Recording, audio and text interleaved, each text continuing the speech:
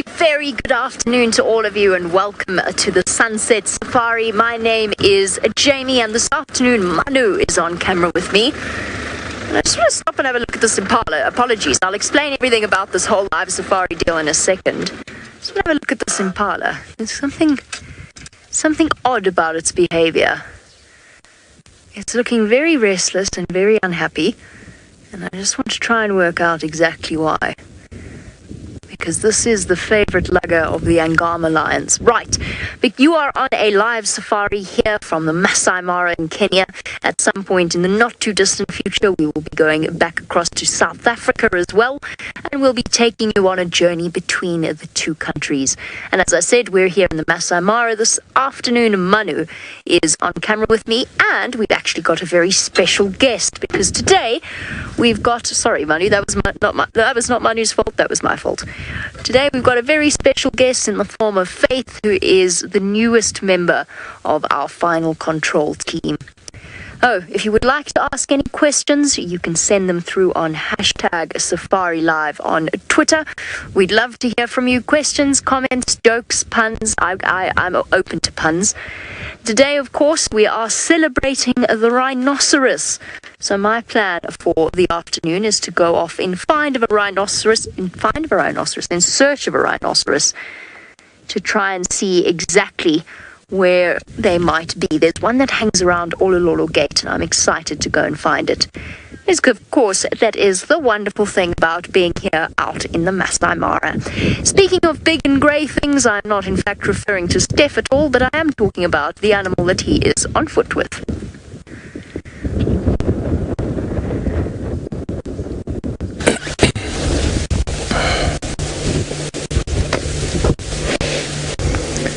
Good afternoon, everybody. That is an elephant that you're having a look at right here from the Sabi Game Reserve and out in South Africa. Isn't that just a fantastic thing to have a look at first thing in the afternoon? There's some elephants sitting in the shade enjoying the cool of it. Now there's two moms there with two babies and they're in the deep shade of a scotia tree. And the scotias are evergreen, and these Ellies are just enjoying the cool breeze that's blowing at the moment and flapping their ears to create some draft and basically to cool their blood down. Wow, the sun is a bright sunball today. Today's really, it feels like a summer day. It's nice and hot. The wind has been gusting out of the south, nice and warm. And that is a typical summer breeze, hopefully heralding the bringing of some rain. But excuse me, I've been quite rude. My name is Stefan and Senzo is on camera with me this afternoon. And we are coming to you from the Kruger National Park out in South Africa, and of course we are saying hello to our school today, the FW Cox School, as far as I know, in Virginia Beach. Welcome to all of you out there, and don't forget that this is a interactive game drive. You're welcome to send me through some questions, and please do. No question is too silly to ask, so go right ahead. So this we call a breeding herd of elephants, and the reason we call it a breeding herd is because there's presence of babies. It is headed up by a single female elephant, not a male elephant, and it will be the oldest, strongest and wisest elephant that heads up this particular herd. And all of the other elephants here will be probably her babies and maybe her sister. Lovely, hey? Now, to another member of the Big Five, we're going to be sending you north 3,500 miles to my friend James, who's sitting next to some lions. Good afternoon again, everybody. I don't know if you saw this at all, but we tried to start the show with these cubs, and then we had a small technical glitch, so you may or may not have seen them so far. Here we are in the Masai Mara with some cubs. We're a long way east of where Jamie's sitting right now, about 2,500 miles north of where Steph is. My name is James Henry, and Fergus is on camera today. We have Daniel in the back as our ranger, and what we're doing today, of course, is going to be sitting with these lions and the lion cubs and hoping that they get up and start to play, which I think they probably will do fairly soon. and then they might suckle. I don't think the lionesses are going to go hunting. They ate a zebra 2 nights ago, and I think they're probably still full of that. But let's see what happens over the course of the afternoon. Please ask us as many questions as you'd like, especially the kids at Frank H. Cox High School. It'd be lovely to hear from you. Of course, you're not really kids anymore. You're young adults on your way to adulthood, an unfortunate responsibility, but you'll learn more about that a bit later. So any questions you have about these cats, feel free to ask, and we'd love to hear from you. And for the rest of you, of course, you can use the hashtag Safari Live on Twitter or the YouTube chat stream. This is the Blackrock Pride, 3 lionesses, 2 males that look after them around the place. We saw one of them this morning. He's lying in the deep shade, somewhere away from here. Barrett, you want to know the normal size of a pride? Well, I'd say in this area, somewhere between 3 and 5 females is the normal size of the pride, and their attendant offspring. Remember, males are not part of the pride. Down where Steph is in the Kruger, 3 or 4 lionesses, about the average size of a pride, and their attendant offspring. When they get too much bigger than that, they tend to split up and go their separate ways, and eventually they form 2 sort of new prides that will come together and meet each other every so often. But then as the generations go by, they will become mortal enemies, as most prides who neighbour each other are. They have very exclusive territories. They won't mix with prides that are not within their own territories. And we really are very lucky to have these 9 little cubs to view, because they are tremendously small, only about 5 weeks to 8 weeks old, and so very special to spend this amount of time with them. Ava, you're wondering how long the cubs stay with their mothers. Well, the females will stay with their mothers until their mothers pop off this mortal coil. In other words, until they die. So the females stay within the pride into which they're born. So let's pretend that there are 5 females within this pride. If all of the cubs survive, well, then it's going to be a pride of 9 fairly soon. The males will be tossed out of the pride by other males, normally around about the age of 3 or so. So the females will stay within the pride with their mothers and aunts, and the males will be tossed out when they're about 3. Very sleepy little fellows. Ellie, you're wondering how often they hunt for food? Ellie, it really does depend on what they've killed and when they've killed it. So these chaps killed a zebra 2 nights ago. I think what you'll find is that they'll go hunting again, I'm going to say, if not tomorrow night, the night after that. But that said, if something comes past here, let's say a buffalo or a zebra wanders through here, doesn't realise there are lions underneath this bush, well, then they'll kill it and they will eat it too. So they are very opportunistic about killing and eating. And so if they can, they'll eat all the time, or have something to eat all the time, something sitting by that they can eat. But they don't have to eat. They wouldn't have to eat again for about another week. Brian, you want to know how many bones are in a lion? I'm afraid I can't tell you, Brian. I have no idea how many bones there are in a lion. I suppose we could work it out, but I'm not going to try and guess. I've even forgotten how many there are in a human body. I think it's somewhere around 144, isn't it? I might be wrong there. But it'll be quite similar.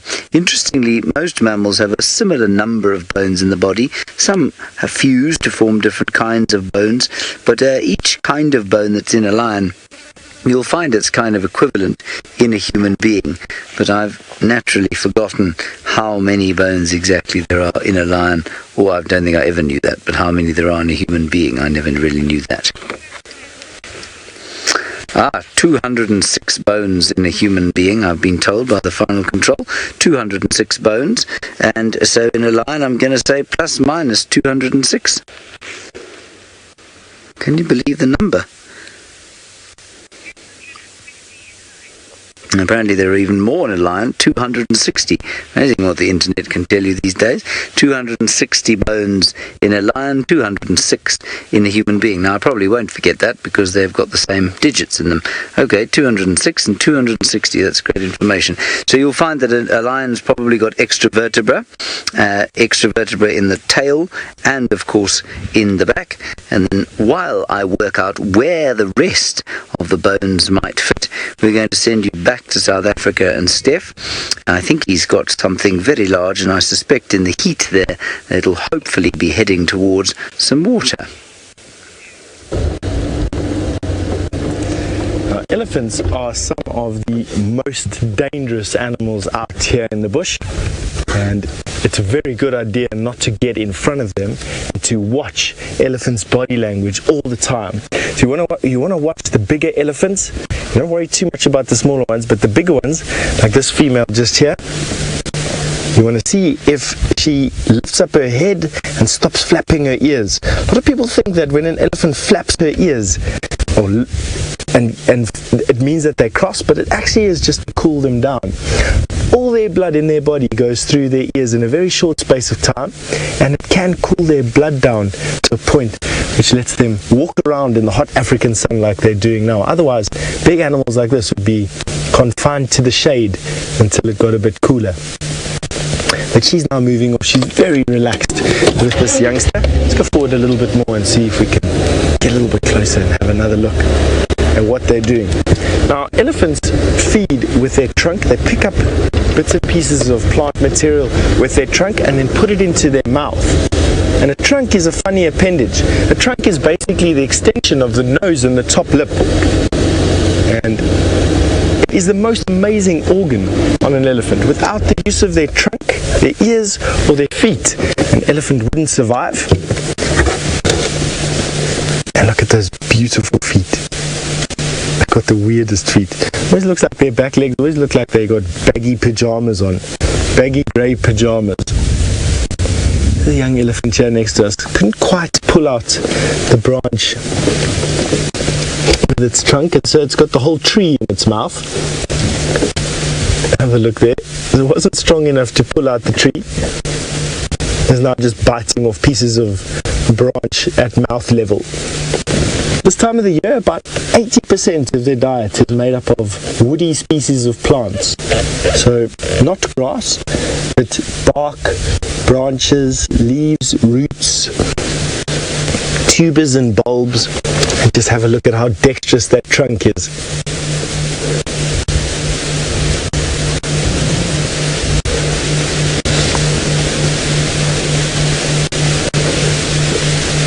Barrett, do you want to know how is an elephant's structural DNA important to its survival?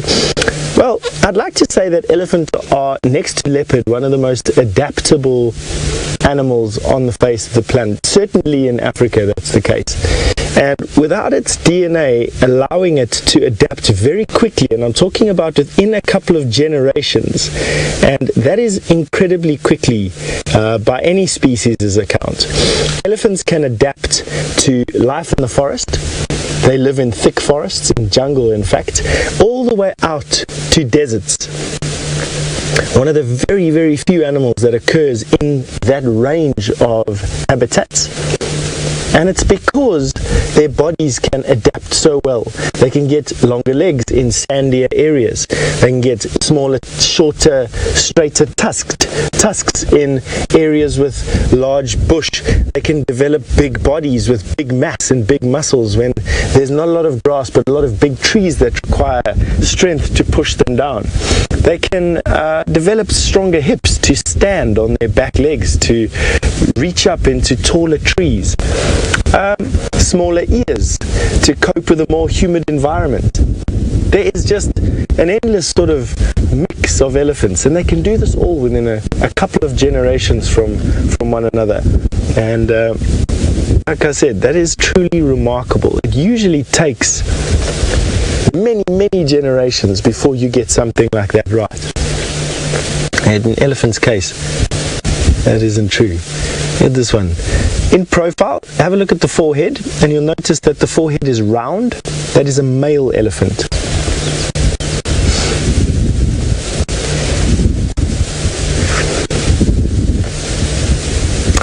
Brian, you want to know if elephants challenge one another? Do they fight with each other for position, like hierarchy, or for food, or for feeding opportunities? They don't. In an elephant herd, it's led by a female. The female is the oldest, wisest, strongest female. That is not something that you can contest. That is just something that happens with time.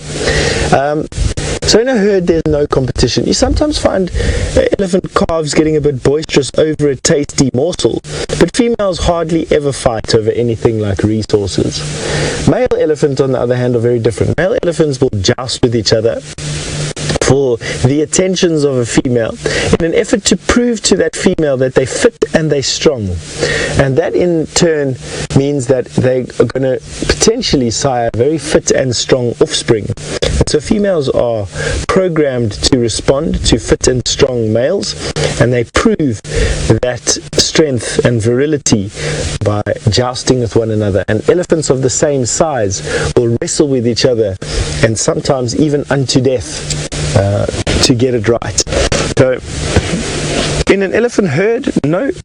With male elephants, something completely different, and then that's a yes.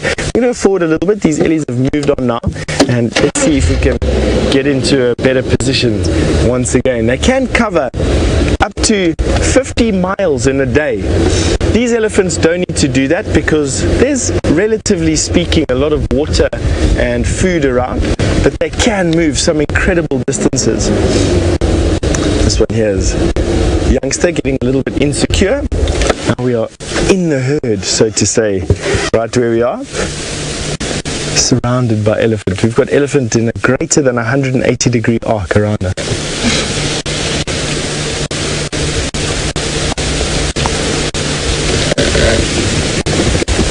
Aiden, you'd like to know if elephants have bones in their trunks, and secondly, you'd like to know how many bones an elephant has in its body. Aiden, to the first question, no, they don't have any bones in their trunks. Their trunk is a muscle, singularly a muscle, that contains all the different types of muscle strands that you get. And secondly, it is attached to their foreheads. So let me go forward a little bit. So that here we go, this female coming out here now. So you can see that she's a female because she's got an angled forehead, not rounded like that male. And there, just above her eyes, is the attachment for her trunk. The trunk then lies on a casing of bone and then hangs down, and it contains just muscles. Now to the second part of your question, how many bones does an elephant have in its body? That is a difficult question for me to answer, as I don't really know the answer to that question. But being mammals and being related to other elephants, I would imagine that it's upwards of the 200s, probably around about 220 to about 230 bones in an elephant's body. So imagine somewhere around about there. Hang on, wait. Louise is telling me that there's 320 bones in an elephant's body. Can you believe it? So a lot more than what we've got. And they are enormous bones. An elephant's front leg bone, for instance, you could use as a dumbbell in a bar, in a gym. It is heavy and solid, and it's because an elephant carries about 60% of their weight over their front legs. Isn't that fantastic? This young elephant just testing out the grass with its trunk. It doesn't need to feed on grass just yet. It's still drinking milk from mom and will continue to do so for 2 years. Now, one thing else that's drinking milk from mom are those lions that James are with. We're going to have a look at them.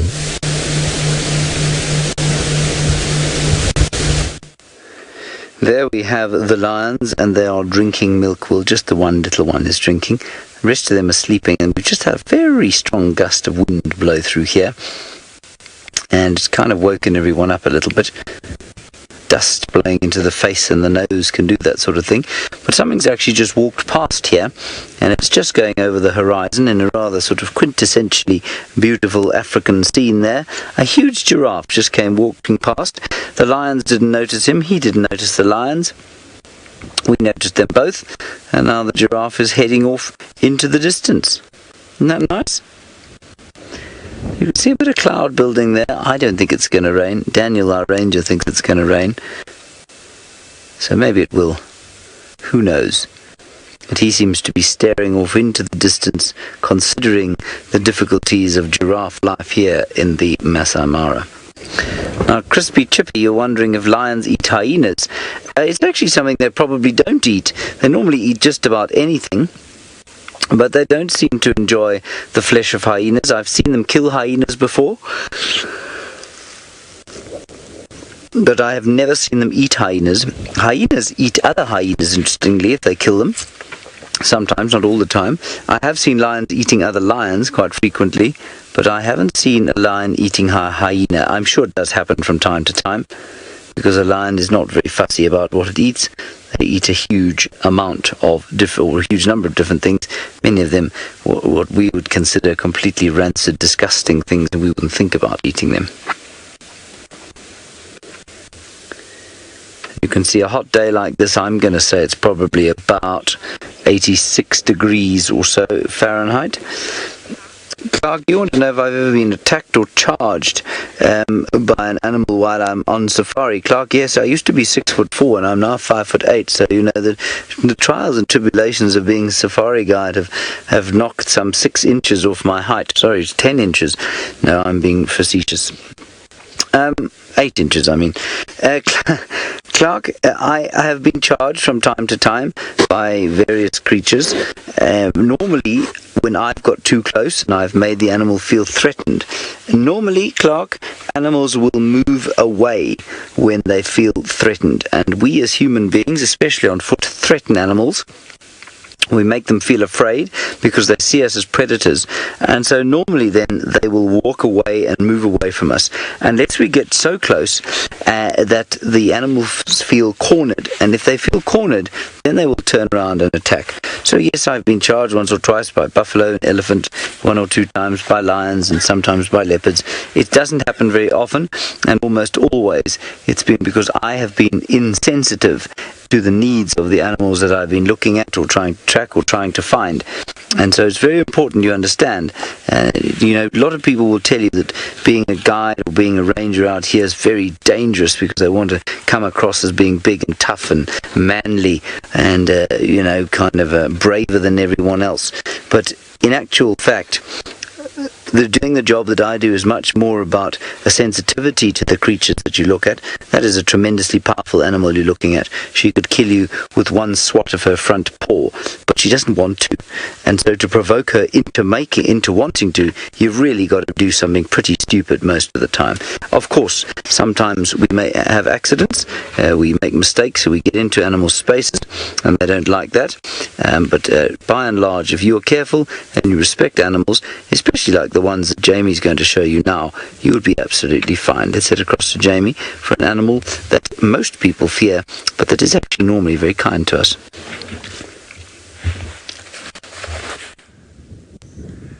I hope most of you don't fear them too much because they really are lovely creatures. We found ourselves inextricably drawn to a herd of elephants that are feeding in front of us. We're just so desperate to come and have a look at them that we just couldn't resist, could we? Lovely, lovely elephants all gathered together. You can see they've been enjoying a mud bath, covering themselves, protecting their skin against what is a very warm day out here in the Masai Mara. Coated in mud to help to protect their skin, and of course to help with all of those itchy patches that they can't quite reach. So I just had to stop. Even though I'm searching for a rhinoceros, I just had to stop to have a look at the elephants as well. A female and her calf, quite an old calf, probably over 3 years old. I'd say somewhere around the region of 3.5.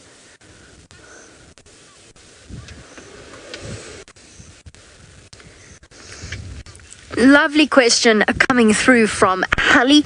Now, Hallie, you want to know how long it takes elephants to reach their fully grown size. Hallie, the truth is they never completely stop growing.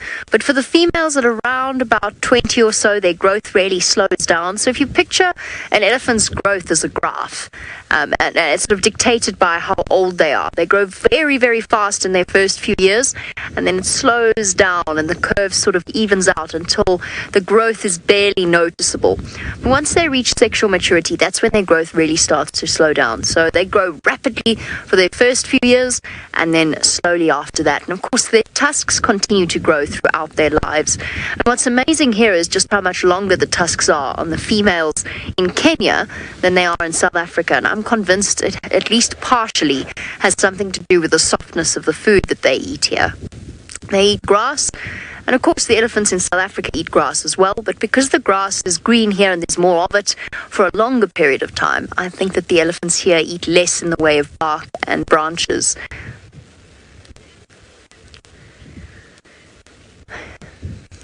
Jacob, elephants are strictly herbivores. In terms of eating meat, so something that we've chatted about is the process of osteophagy, which isn't really eating meat, but elephants will occasionally chew on bones as a way of supplementing their calcium. What you will find is they are curious animals. They might walk up to a carcass and have a look. You know, if something's killed a wildebeest or there's something that's died of natural causes, they will go up and have a look. But no, they are strictly herbivorous. They will often go to salt licks to eat the dirt to supplement the minerals, and they will chew bones, but their diet is plant-based.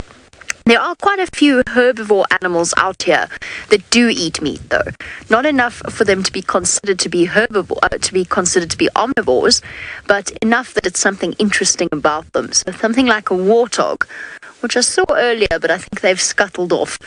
A warthog belongs to the pig family. A warthog will eat meat, much like lots of pigs, lots of members of the pig family. There's certain antelope that will eat meat as well. Oh, look at this. Have a look. Sorry, Manu. Have a look at the baby at the back. I've just remembered to point this out. Look at that. Somebody had, I would say, probably a close encounter with a hyena or a lion at a very, very young age. Might not be that, though. It might not have lost its tail because of a predator. See, there's mum's tail. That's what its tail should look like. It might have been a scratch or something that got infected, and then obviously the infection could have spread and then caused the tail to drop off, but my money would be on a hyena. Something harassing it while it was very, very small, which is a dangerous thing for a predator to do out here because the entire elephant herd will band around the baby and protect it. But something happened to cause that loss of the tail. David, elephants are an endangered species throughout Africa, and their numbers are declining at an alarming rate. The one amazing thing about being here in the Masai Mara, and also I have to say in South Africa as well, is that these are countries that are doing their utmost to protect the various animal species against problems like poaching. Now, one of the big things that we've done to all animals out here, whether it is the lions, the elephants, or anything like an antelope, is that we've restricted their numbers because we've restricted their habitats. So obviously it makes sense that in the past 500 years, the wild places have got smaller and smaller and smaller. But the biggest problem where elephants are concerned has been poaching. And what you'll find is that the problem is worse in countries that are not politically stable. And what often happens is when there is money to be made from selling the ivory of the elephant or the horn of the rhinoceros, and you'll see that there's a dramatic increase in places that are at war, perhaps a civil war or perhaps some kind of unrest. And a lot of the time that money it goes to arms dealing in those countries. And of course, there's just a general breakdown of law and order. But here, these elephants are protected. Ava, these elephants will live for anywhere up to potentially 70 years. That's quite a long time for an elephant, though, but around about 60. The males don't live as long as the females do, but that is essentially a human being's lifetime. We do live a little bit longer, but just think how much learning ability these fantastic creatures have, which is why we treasure each and every single moment that we spend with them, and of course, which is why we're not going to complain about spending any more time with them, whether it's the elephants in the Masai Mara or it's the elephants across in South Africa.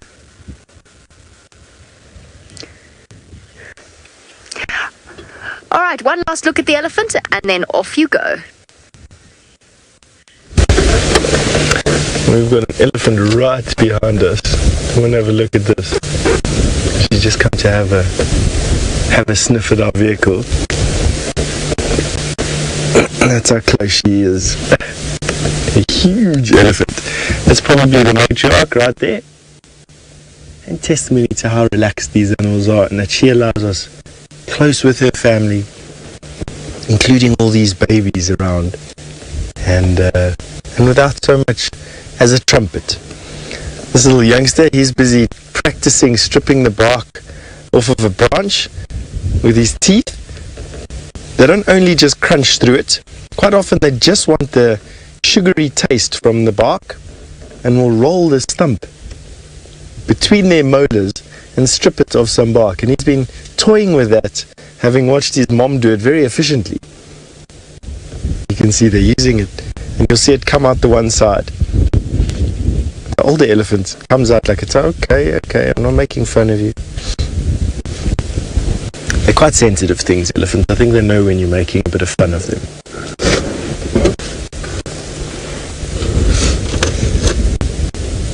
David, you'd like to know how much food an elephant eats on a typical day? For a big male elephant, which is roughly double the size of all of these ones here, he'll eat about 400 pounds of food per day. Females will eat about 300 pounds to 350 pounds, if they can. Sometimes they eat all of that in 16 hours in the middle of summer. Sometimes they eat all of that in 20, almost close to 24 hours. I'm going to go closer now here. See if we can go and change the angle just a little bit on this herd. Give us a bit of a better view. So sometimes they will spend up to 24 hours a day eating. This is the driest month of the year here. In actual fact, October is the driest month of the year. Driest, hottest months of the year. And it's in these months that they battle to find food the most. And it's also this time of the year that they will be feeding the longest. These babies, they'll sleep at night, most nights. That's because mom is still feeding it. Now, if you have a look on top of the elephant's back, you'll notice this youngster. You'll notice some small hairs. When they're born, they're covered in a red fuzz, and he's still got some of his baby fuzz left on his back there, whereas mom hasn't got anything.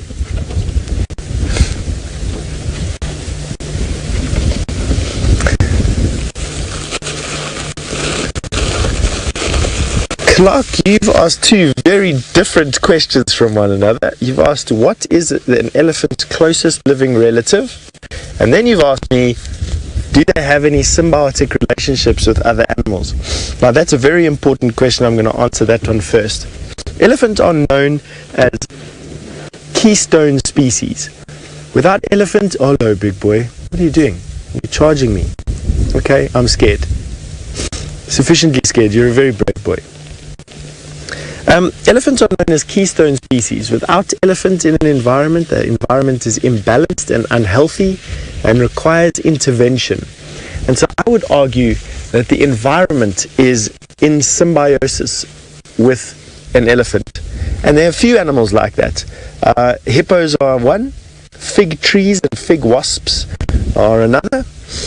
And I would say that the environment is in symbiosis with an elephant. Without elephant, the environments don't exist, and obviously without the environment, the elephants don't exist. So a type of commensalism, so to say. To narrow it down and to become even more detailed on what animals specifically rely on elephant, I would have to say that you watch these elephants feeding now through the canopy. What they do is they open up the bush so that sunlight reaches the forest floor.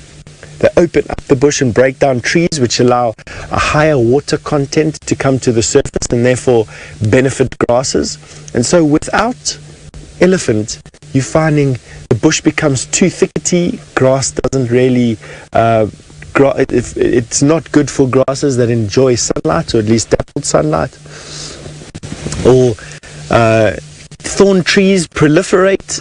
There's a whole bunch. There's a knock-on effect. Waterways don't stay open. Mud wallows don't get caked in clay and hold water for longer. It's systemic. Now, to answer your second question about what is the closest relative, it is a tiny rabbit-like creature called a hyrax, Hyrax. and they are the closest living relatives to elephants nowadays. They split off from one another a couple of million years ago, and elephants have been left to develop along their way, and hyrax have been left to develop along their way. But let me show you what a hyrax looks like, that you can understand a little bit more. Excuse me, I've got a roaring cold at the moment. 296, so I'll be there in a jiffy. There we go.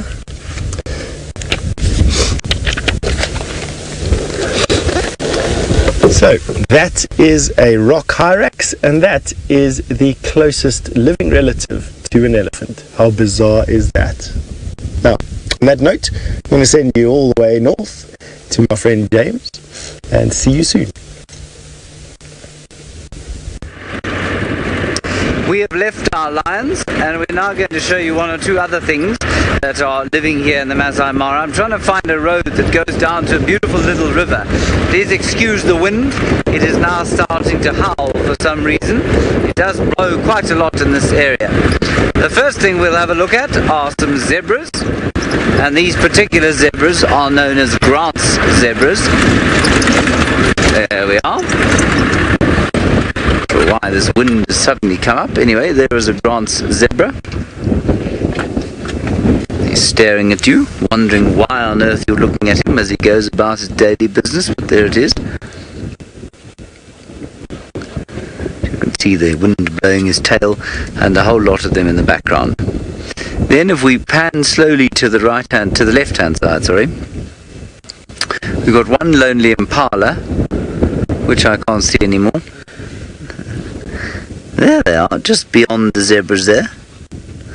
And beyond them, we've got a whole lot of buffalo. And they're going down to the water to drink. There's a really nice river there, full of water.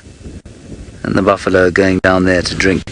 So there really is a tremendous expanse of land, and I'm sure you can see the difference between this space and the space that Steph is in. So Southern Africa and East Africa, very different. Michelle, you're wondering what the educational requirements are for somebody who does the job that I do. The answer is there is no fixed answer to that question. There are many guides around the place who have got, from no qualifications to qualifications in IT, to having been in the army, to having biological degrees, to having sociological degrees, to being accountants, lawyers, all sorts of things. So sometimes people finish their degrees and come out to the bush, and then, they spend 2 or 3 years out here, and then they go back and do whatever they qualified to do. Other times, people who thought that they were going to be economists decide to spend some time in the bush and then never leave.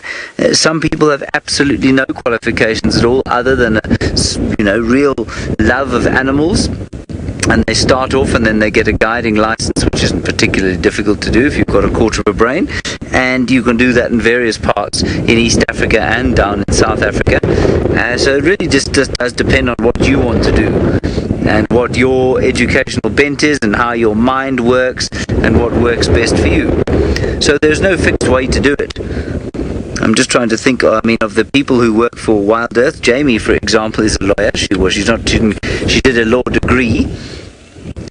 Brent started off doing an economics degree, I think. Steph is a geologist by trade. I did a biological degree and then a sociological degree. So, it really does depend. And some people who we work with have no degrees at all. And some people just have guiding licenses and the various guiding qualifications that you need. Aidan, you want to know if zebras travel in herds? I'm hoping the picture you're looking at now answers that question for you. They do, and they travel, I suppose, they travel in herds, but the herds are made up of smaller groupings called kinship groups, and kinship groups consist of stallions, their mares, so their wives, and then their attendant youngsters. And they're normally a stallion will have 2 or 3 or 4 wives, and they will have 1 baby each with them at any one time. So that's a kinship group, and then those kinship groups come together in much greater groupings that we'd call herds of zebras. but those herds are quite temporary. They're not sort of fixed social arrangements, if you like. Let's carry on over the top of the hill here and see what else we can find.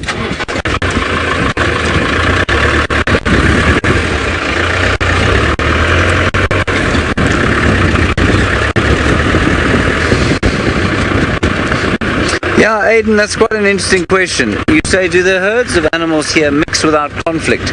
You'll find that they do. They don't, I mean, it's very seldom you'd find a herd of zebra mixing with a herd of buffalo. And if they did, well, no, there probably wouldn't be much conflict, but they tend to avoid each other. Zebra and wildebeest you will often find together, and you'll find that there's much more conflict between the zebra than amongst the zebra and the wildebeest. So yes, they do move from time to time in groups, but you know, during the Great Migration, which is the most famous part of this ecology's kind of animal behavior, if you like, there are 2 million animals, something like 1.2 million wildebeest, 500,000 zebras, and the rest made up of Thompson's gazelle, 200,000 of them odd, and then some eland, and they all move kind of in overlapping groups, but they're not all in a big mishmash.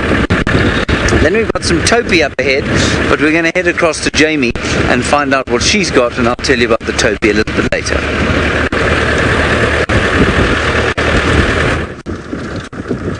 I haven't got anything yet, but I think that the people on the other side of the drainage line do, which is the story of my life. So there's a massive drainage line that runs along here, a river system that will... I see you, I'm sorry, I didn't see you first. Hello. And it's impossible for me to cross, although it's nice to stop and have a look at this elephant who I think is having a drink, possibly just stopping to feed off some of the green stuff that grows down here. But it is impossible for me to cross. I'm really hoping that it's a rhino, because I've been told that there is one somewhere here.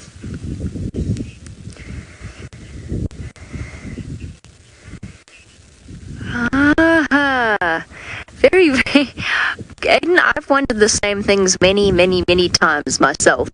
And I don't just wonder it about elephants, I wonder it about the other creatures as well. So Aidan's wondering about if we have a perception of how elephants taste. Do certain grasses taste better than others, certain types of plant?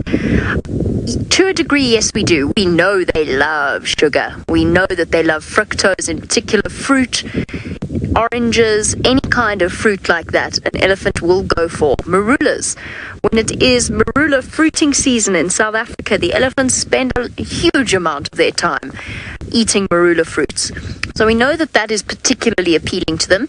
We know that they like certain species of grass, and it tends to be grass that has very high nutrient capacity as well as being quite soft and green. We know that they prefer, for the most part, they prefer to eat grass. They will eat grasses over leaves, which again makes sense, nice and easy to digest and soft. But of course, in a place like South Africa, they can't always get grass. You've seen how dry it is around Steph. They can't always get grass. They will go for certain trees. They like certain trees more than they like other trees. But they will eat whatever they have to eat in order to provide themselves with nutrients. Do we know exactly how they taste and how they respond to certain tastes? Not completely, no. You know, I sometimes wonder, do lions, when they eat a fresh buffalo versus when they eat a rotten buffalo, does it bother them? Does the taste difference bother them? We know that they'd probably go for a fresh one over an old carcass, if they have a choice. But I often wonder about how animals experience taste. We're so spoiled with our vast array of different tastes. We've gone from the tasting part to the chewing part.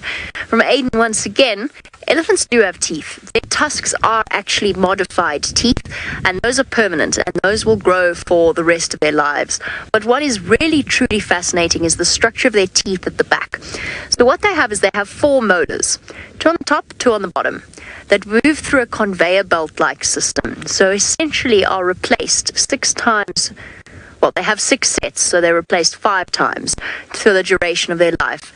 And once they get to the end of that point, their last and their final set, they will actually have worn them down completely. And that's one of the reasons why old elephants look particularly thin, particularly undernourished. It's because they can't chew their food properly and therefore they can't digest it. Unfortunately, it is time for us to say goodbye to the students at Frank W. Cox High School. It's been an absolute pleasure enjoying your company. For the rest of you, you're going to be going back across to Steph for the rest of the safari.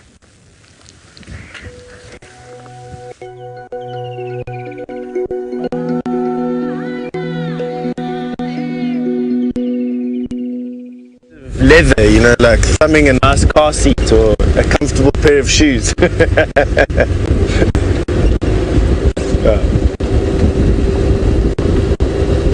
Sorry, Louise, just repeat that.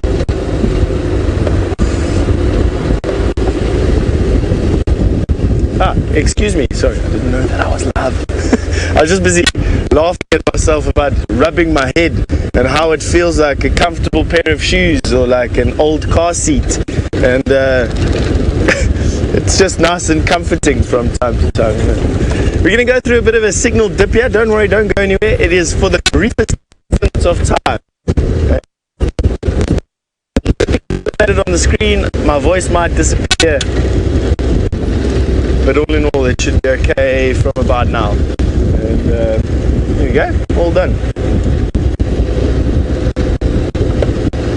We are making our way to Buffelshoek Dam, where I heard that there was a lion sleeping underneath a tree. So that is what we're going to be going to go and have a look for.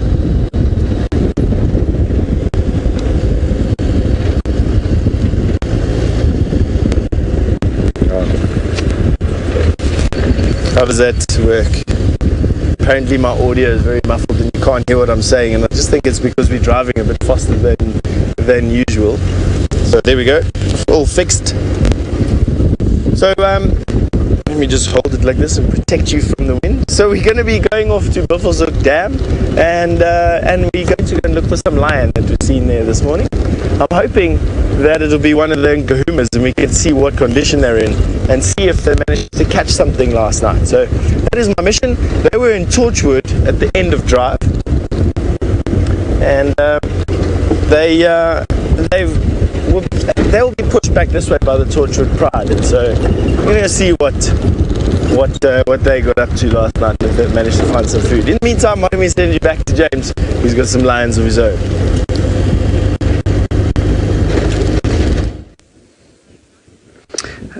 Lions, did he say?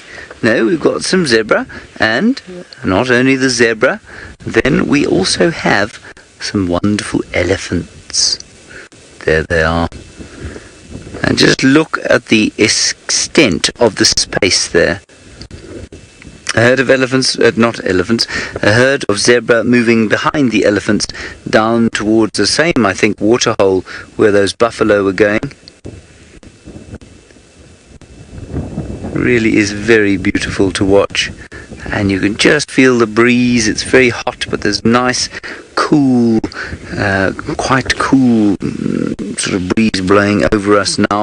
See, Nak, you're wondering which is bigger, the Grevy's zebra or the plain zebra. As far as I remember, the Grevy's zebra is substantially larger than the plain zebra, but I have a special book that will tell me if I'm lying to you or if I am attempting to tell you the truth, see, Nak. Mountain zebra, big male, 390 kilograms or so, which is pretty heavy. Yeah, big Grevy's zebra weighs in the region of 450 kilograms, which in pounds is about 1,000 pounds, so 380 to 450 kilograms, so that's a Grevy's. And then the common or plain zebra, normally sort of around about a male up to 350 kilos, but that would be a very big one, so normally around 320 or so kilos for a male. If you want to work that out in pounds, you can just multiply it by 2.2, and my brain is cooked in the East African sun, I'm afraid. An elephant picking forbs, obviously struggling to graze, given that all the grass is now gone, thanks to the zebra and the Wildebeest that came through this area, and surprisingly few Thompson's gazelles. I just want to quickly show you the hills to the far east of where we are now, are the far eastern boundary of the Masai Mara. and somewhere amongst them there, the Ololai Muchek village, which is the very far eastern gate of the Masai Mara. Tremendously peaceful scene, this.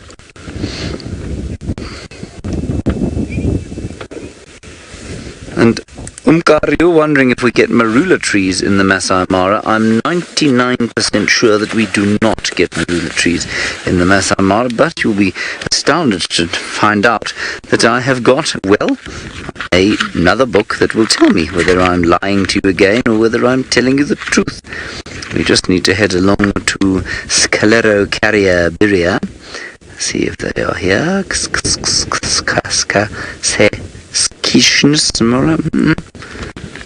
No, I'm pretty sure that they don't. They're not in this book that I'm looking at, so I don't think the marula tree does occur in this particular area. I certainly haven't seen one myself. But you know, as I've said a few times, we have spent such a lot of time following predators and kind of looking at big stuff that our tree knowledge and our knowledge of the general flora of the area, I think, is slightly lacking, and so we're still learning about that. No marula. Oh, there's marula in this book. Let me just find out where it is found. I mean, I don't see any reason why it shouldn't be found here. So here it is, Sclerocarya. Distribution. Widely distributed dry areas found mixed deciduous woodlands, wooded grass and open bushland, very common on sandy loamy soils, grows from sea level to about 1,200 meters above sea level. Now, we are slightly higher than that. Well, are we? We're about 1,000 meters above sea level here, so I'm going to say to you they probably occur, but very infrequently in this area. It's a nice question, thank you for that. It doesn't actually have a mark, not a mark, it doesn't have a map on this particular page of the book. Alas. Gorgeous, peaceful scenes and a sky that is utterly endless at the moment. We will go back to those lions as things cool down a little bit and see what the cubs do. I'm just going to have to move because there's a not insubstantial vehicle coming up behind me.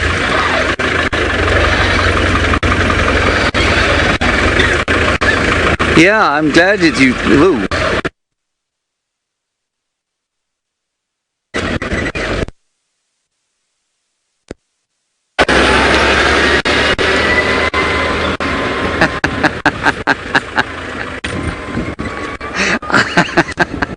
And the truck's name is Isabel. There's a sign on the back that says Isabel. Goodbye, Isabel! And the elephant is noticeably distressed by the sight of that thing. Good grief. It's like a cruise ship on wheels.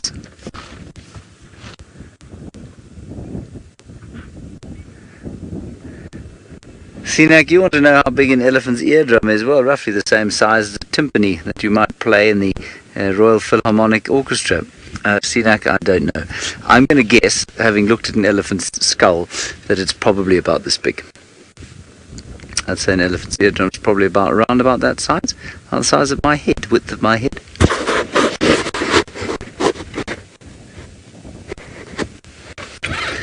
All right, let's follow Isabel up, down through there. Come back, Isabel. The people on the back of that truck look like they were having the best time in the world. I'm not sure. Oh, I don't know that we're going to get out of this ditch we found ourselves in here.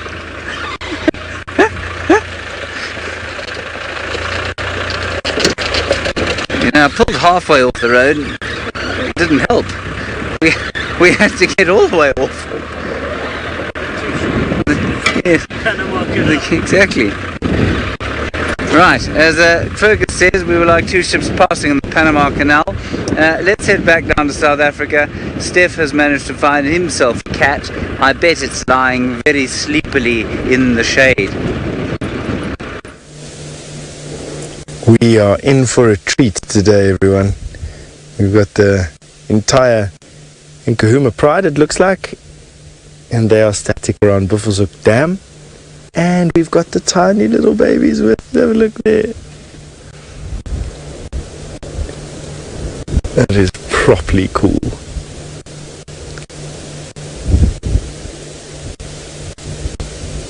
They still haven't eaten anything. Now, it's not to say that they're not eating things. I mean, they'd fairly easily be able to catch impala relatively easily. But a single impala won't go a long way to feed all of these hungry males. I mean, look at that male's tummy. That's a young male, I think. He's having a wee on his baby brother. Rude boy. And his tummy doesn't look that empty. Look at that, it's got a slight bulge to it. I think he has had something to eat, you know. I don't think much. Boom, down. The mom in the background, it doesn't look like they've had much to eat.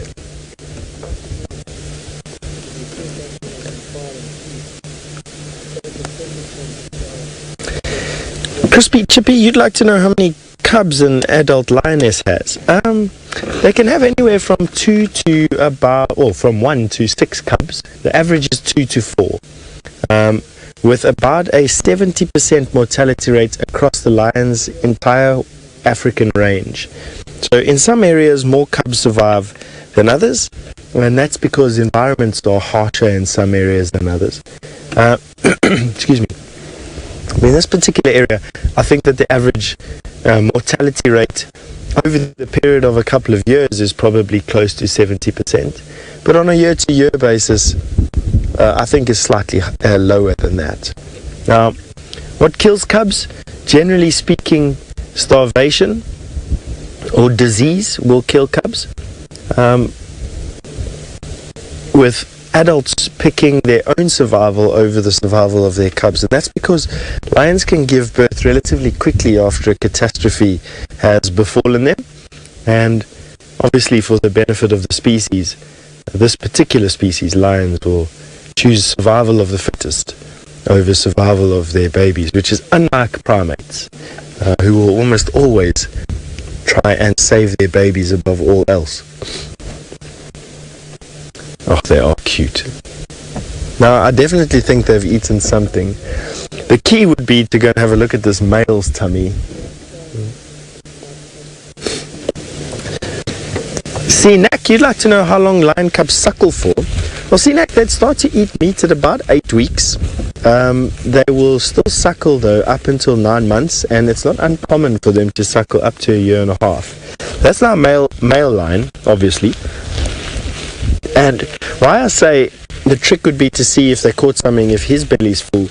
He's hanging around with these, oh no, of course his belly is hidden completely by that stick. He's hanging around with these females to make sure that any female coming into estrus is looked after and is covered by him. In return for that, he steals all their food. So I know it doesn't sound like a very comfortable and healthy relationship, but with this male around and with him being dominant over these females, or actually him being dominant in this area, he's not dominant over the females,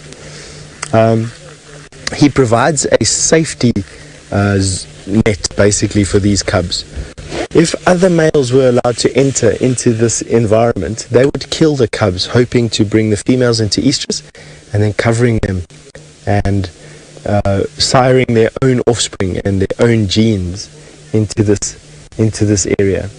With him being here and him being kept fat and happy and fit and strong, the females basically pay for a bodyguard of epic proportions. Let's have a look at that with his mouth hanging open. This is a lion we call Tino, means tooth, or the toothed one. And as you can see, you'd think it would be quite romantic, but the toothed one just refers to whatever the hell's going on with his lip there. It looks like he's been stung by a swarm of 1,000 bees. A male lion have one of the hardest lives out there. Born into a harsh environment. They live a hard life. They die hard eventually. I don't know what's going on with his... Excuse me. I don't know what's going on with his lip. Definitely doesn't look comfortable.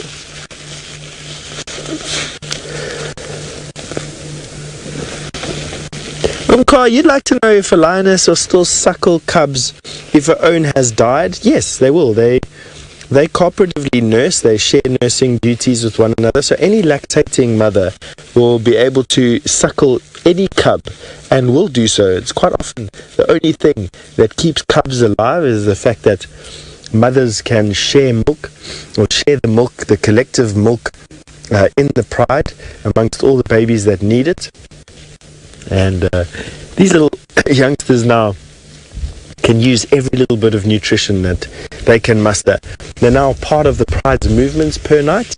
And can you imagine in a season like this where pickings are rather slim this year, that they are needing to, can you imagine those short little legs having to run through the grass like they have to keep up with mom and aunties? It will be a monumental task.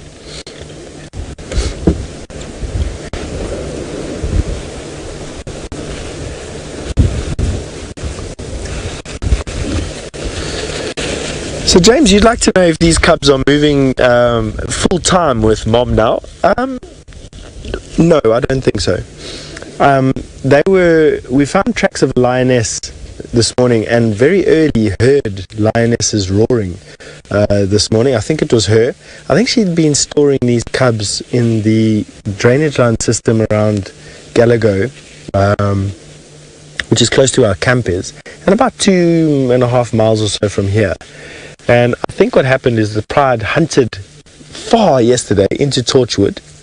They then were pushed by the Torchwood pride back onto Vuyatela, which is this portion of land where we are now. It's the name of it. And because this is the core of their territory, she came back to fetch the little ones and bring them to the safety of the pride late last night, early this morning.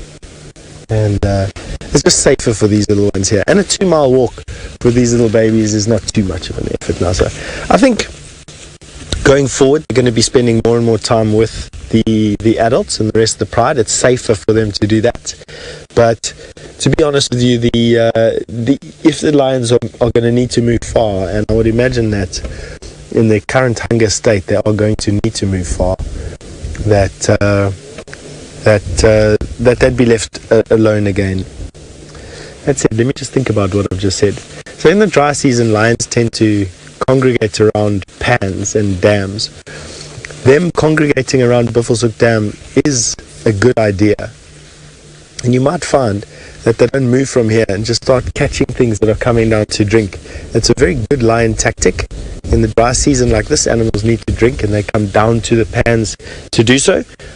And the hope is that they can ambush prey coming to do that. But there's so much water this year around here that I think the prey animals are very dispersed in this particular area. And it's making picking slim for such a large pride.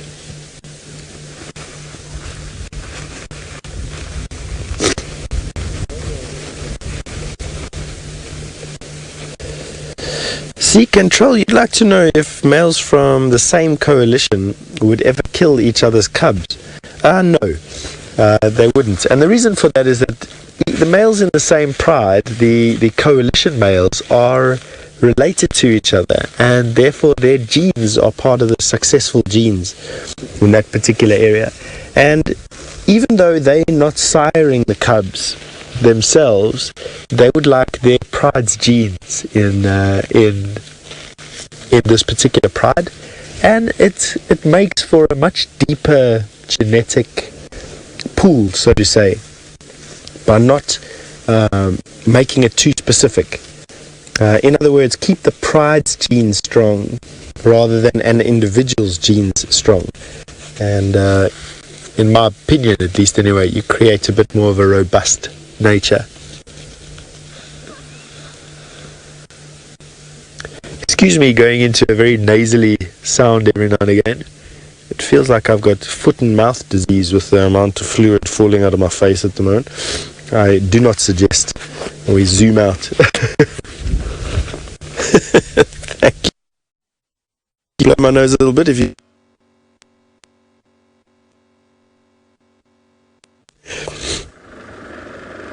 Oh, poor Steph. I know he's not feeling well, and I know exactly how that feels.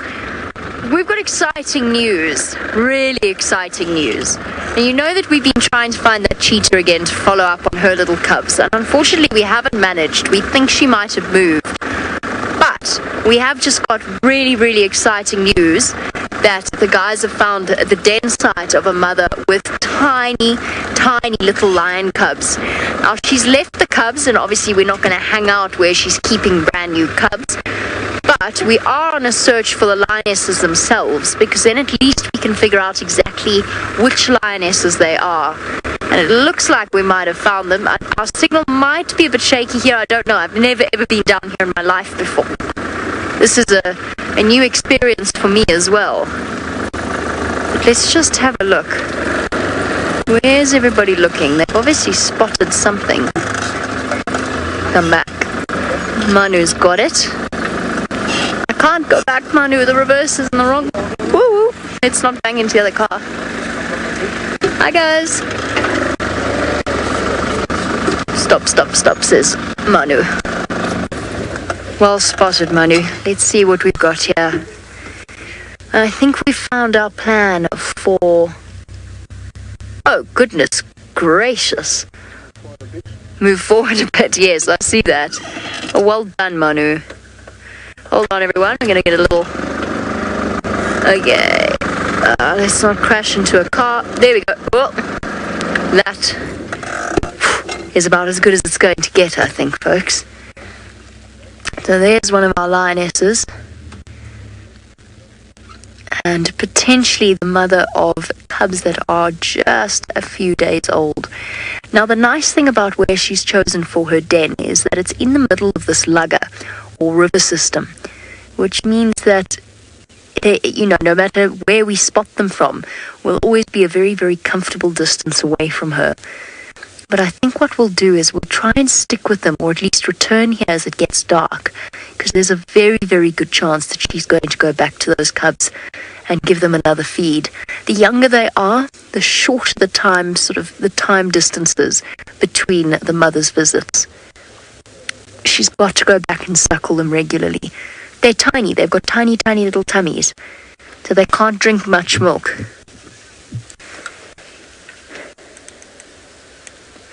Barbara, cubs will be safe. I mean, they'll be completely safe. Well, as completely safe as they can be when they've reached sexual maturity. And I'm talking specifically of female cubs.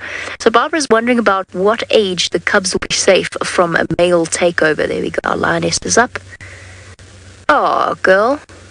Sabotage. That's not the ideal place for you to be.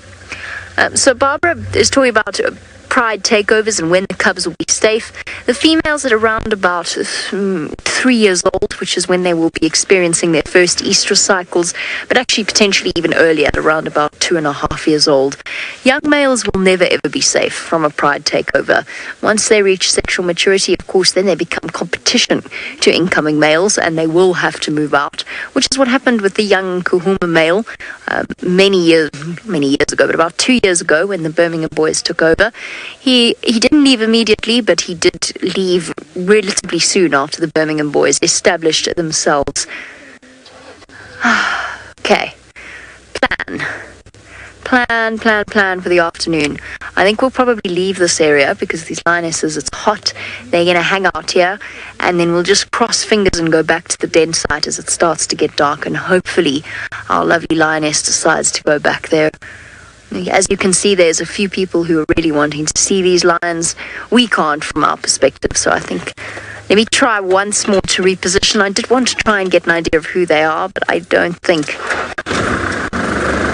Oh, everybody's doing a shuffle. This is how bumper bashings happen. Oof. All right, my lions are playing hard to get, so we're going to have to do some concentrating and shuffling around. Fortunately for all of us, the lions of Djuma are being slightly more cooperative.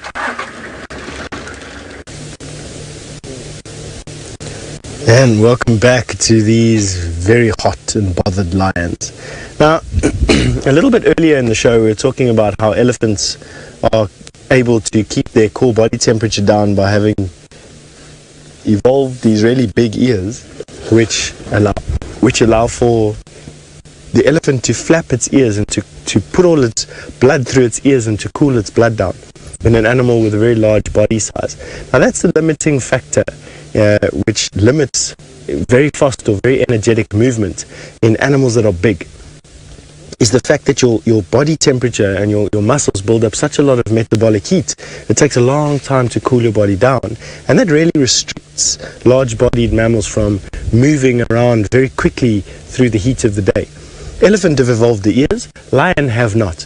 Lion are at that pinnacle of the biggest that you can get, roughly, and still remain fairly active for long periods of the day. Any bigger, and lion's activity periods would be cut even shorter, and in my opinion would have a drastic effect on their ability to feed themselves.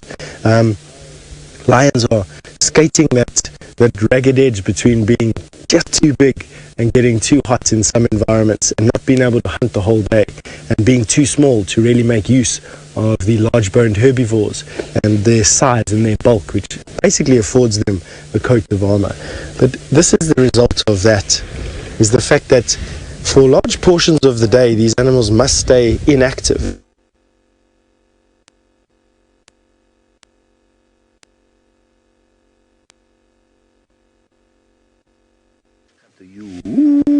Hello everybody. We are live. Good. Here we are, close to the southern boundary of Kenya, which I think is probably only about 300 meters that away.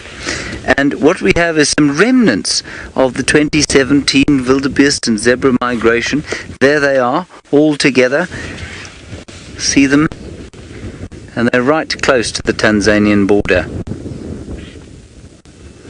Now, many of you would have seen during the course of the migration season, much as we tried to avoid it, you'd have seen herds of cattle come wandering past from time to time. And they certainly have had a very good migration season, the cattle. They come in from time to time and then go away. Don't think they do a huge amount of harm at this stage. But the shortness of the grass here, I don't think is necessarily only due to the wildebeest and the zebra. Of course, the Maasai have been herding cattle in this area for thousands, well, not thousands, but probably 1,000 years or so. And so it's not surprising that the ecosystem thrives even with cattle in the area. And there are some black rocks. They're different from the black rocks on which the lions live. But we're going to go back towards the Blackrock Pride. Yeah, I think we'll probably wind our way slowly back there now as it starts to cool. And hopefully sort of round about sundown we'll be with them again. But still very hot out here. I mean, this is the hottest afternoon I've experienced here since last year. And like I say, I probably sat at about 85 degrees or so.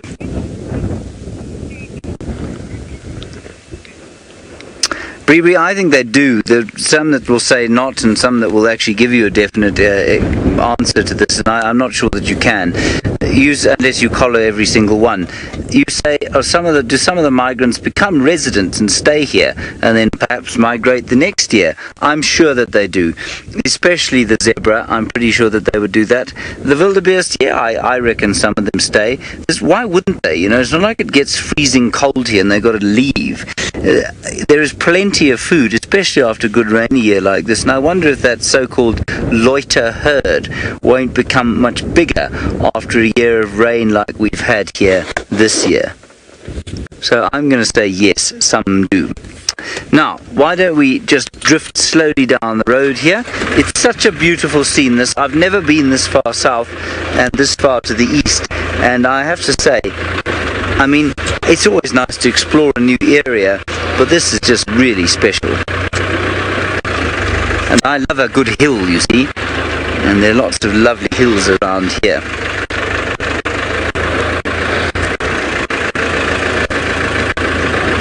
James, you're wondering if along with the topi it's birthing season for any other animals here in the Mara. Well, the Impala seem to be giving birth, so yes, I'd say for the Impala. Certainly one or two Thompson's gazelle are giving birth, so absolutely I'd say perhaps for them too. And there is one of my favourites, the Coke's Hartebeest, just having a little bit of a jog through the mixed herd. You see him there, Ferg? There he goes. They are such funny, ungainly looking creatures. Hiding behind a rock and a tree that is no idea what it is, I'm afraid.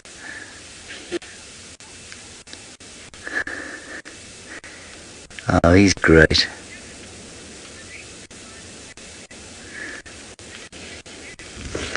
Dylan, you want to know if there are any koalas here in Africa? That's a really interesting question that has actually quite a long answer. The short answer is no, there are no koalas here. You want to know what animals live in trees here?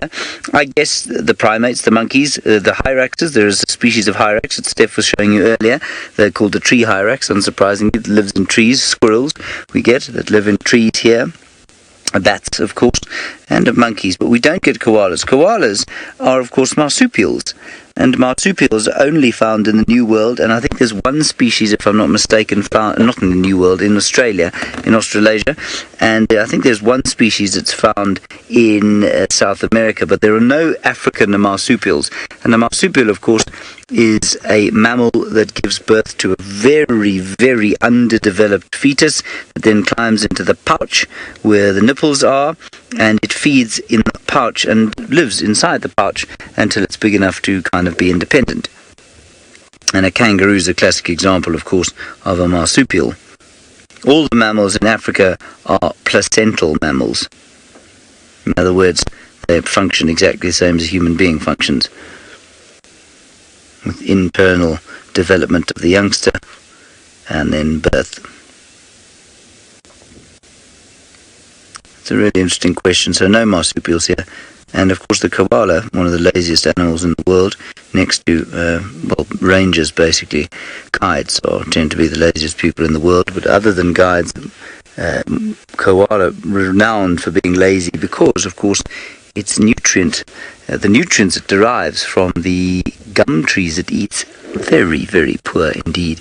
And so it really doesn't have a huge amount to work with in terms of energy. That's why I was giving a bit of a giggle at the beginning, because, the koala's renowned for being so lazy, but I know people just as lazy as that. Let's carry on going, drifting down this magical little road.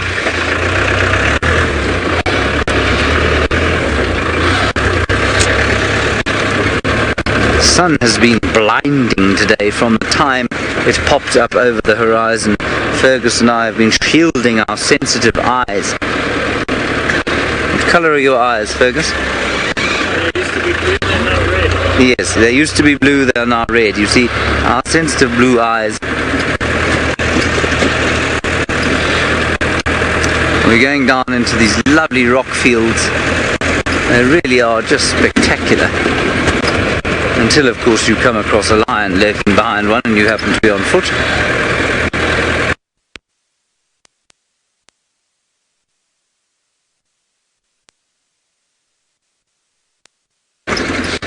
Ellies, just keep checking the comms with me as we go through this dip. I am copying you still, Ellies.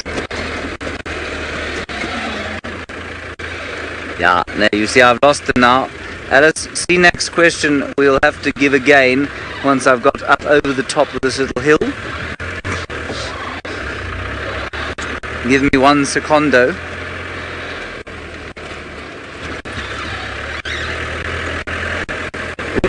Whoops.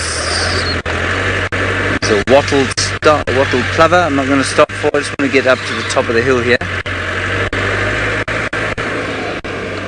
Try again. Try now, Alice. Yeah, got you. No, lost you. Thought. 1 second. No, that's not going to work either. Shall we try those cokies? Try now, Alice. Sorry everybody, just trying to sort out the radio comms. We really are very far away from home. Gotcha now, Alice. I can hear you. Look at this wonderful scene of Coke's Hartebeest. male and female. I can't tell the difference between the two. I'm assuming the one in front, being largest, is probably the male. Oh yes, there is. Steenak, there's a different species of Hartebeest in South Africa. Yes, there is. I think there are a number. Let me just find them for you. The red Hartebeest is probably the most common one in South Africa. This being the Coax Hartebeest. They've all got those very odd-shaped horns and funny-looking heads and slopey backs. And I'll just quickly find the answer for you here. Hartebeest, acephalus, bucephalus, interesting. That was, of course, Alexander the Great's horse, if I'm not mistaken. There are 1, 2, 3, 4, 5, 6, 7, 8 different subspecies of the Hartebeest. And the one that we find in South Africa is known as Nkonzi, A.B. Nkonzi. No, that can't be right. Lewell. No, they've got the wrong colours here. Anyway, it's this one here. I tend to agree with you, Seenak. You say they're the most beautiful antelope. I tend to agree with you. I think it's this one that we find all the way down in South Africa. Hat in the way. I do apologise. Gormless. Anyway, there they all are. Lots of them.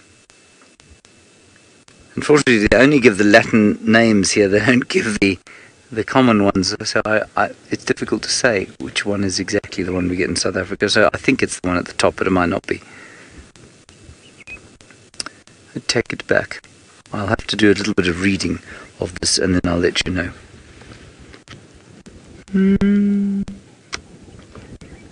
Monique, you say they have very long faces. I have to agree with you. They do have very long faces. Oh, here we go. It's very simple. Cape Kalahari Kama is this one. So this one is found in the Cape and the Kalahari. So that would be the one that we'd probably find in South Africa.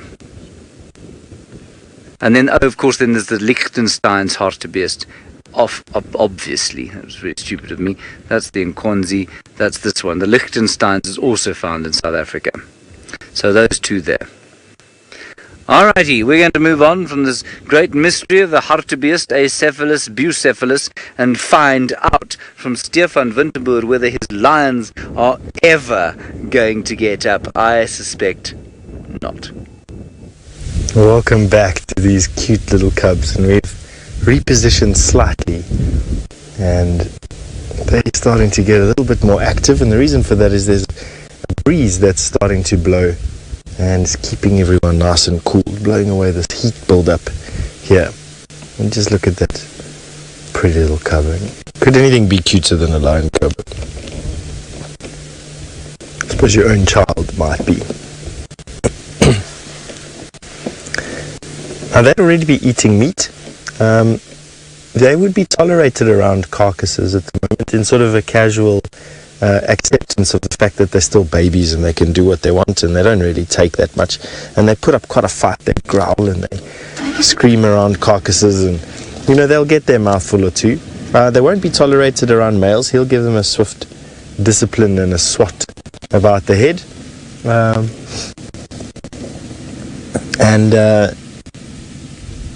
and they'll still be heavily reliant on mom's milk at the moment, and for the next couple of months at least anyway, they'll be heavily reliant on mother's milk. I always found that cubs, once they're weaned at about 9 months, they get very scraggly. From 9 months to about 14 months, they end up being these little, like teenagers get, all knees and feet and ears and no body. And after that period, then they start to fill out a little bit and get their muscles and look much healthier.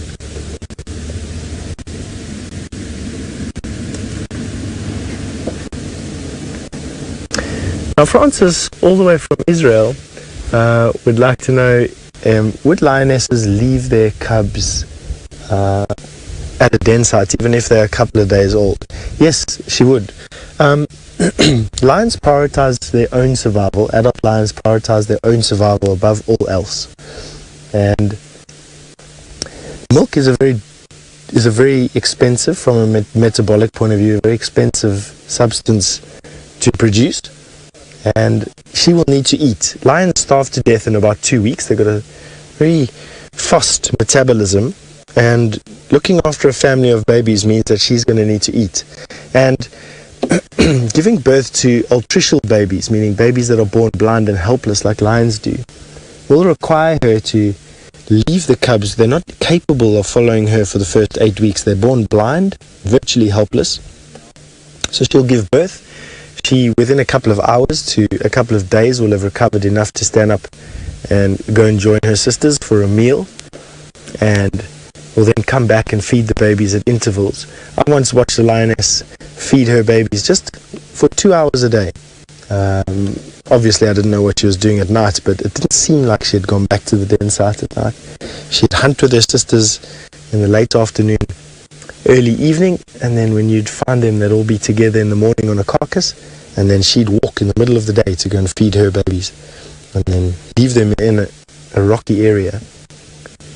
This lioness probably did very much the same, and spent her days walking between cubs and carcass, or cubs and sisters.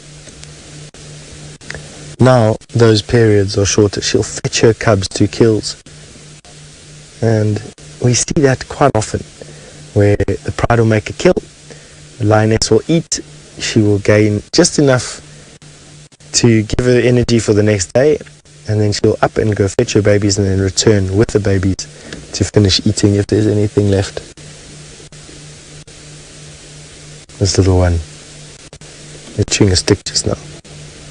Very cute. The reason why they chew stuff is their teeth buds are itchy. When they have milk teeth, they'll lose those milk teeth and get their adult teeth, same as our children. And chew sticks to get rid of the itch. Now, Sandy, you'd like to know how many lions there are here. What's the head count? It's a good question. I haven't actually counted them yet. So the 3 babies. Oh, excuse me, Sylvie. So Sylvie, you want to know how many lions are here. So let's count from the back. There are 3 babies. Then on the left-hand side, another 3. That's 6. Then 3 again. That's 9, 10, 11, plus a male.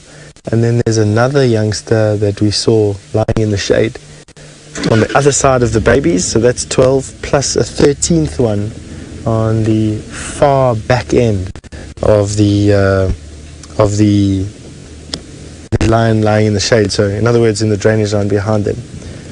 So we've got, that's including the male, we've got 14, 15 lions here at the moment. And as far as I know, there are 14 cubs and 5 adult lioness in this pride. All the lioness are here.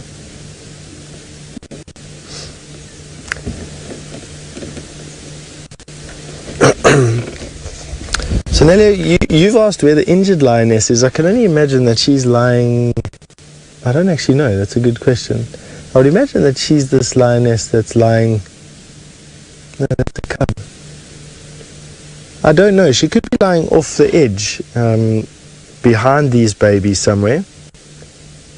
I haven't seen her, which is a bit worrying, considering the distance that these lions have covered in the last 48 hours or so. But nonetheless, lions will appear at carcasses and kills. I once watched the lion. She had broken her hip, and she spent the better part of 3 months alone. She starved until her bones knitted to a point where it looked like her skin had just been sprayed onto a skeleton. And then one of her daughters came and joined her right when we thought she was at her last legs. And the daughter used to kill stuff and then bring it back to feed her mom. And that lasted another month or so. And then what happened was this female all of a sudden arrived at a giraffe carcass that the pride had killed, limping on her one leg, which was obviously still incredibly painful. But she made it to the giraffe carcass, and after that she just got better and better and better. She always carried a limp. As long as I knew that lioness, she had a limp after that, but she kept up with the pride, and she was fed and looked after, and she you know, I wouldn't say regained herself, but she joined the pride again as an active member of the pride, if not for hunting, socially. Why don't we send you over to Jamie, who has found some mongoose for you. I had found some mongoose for you, and I'm going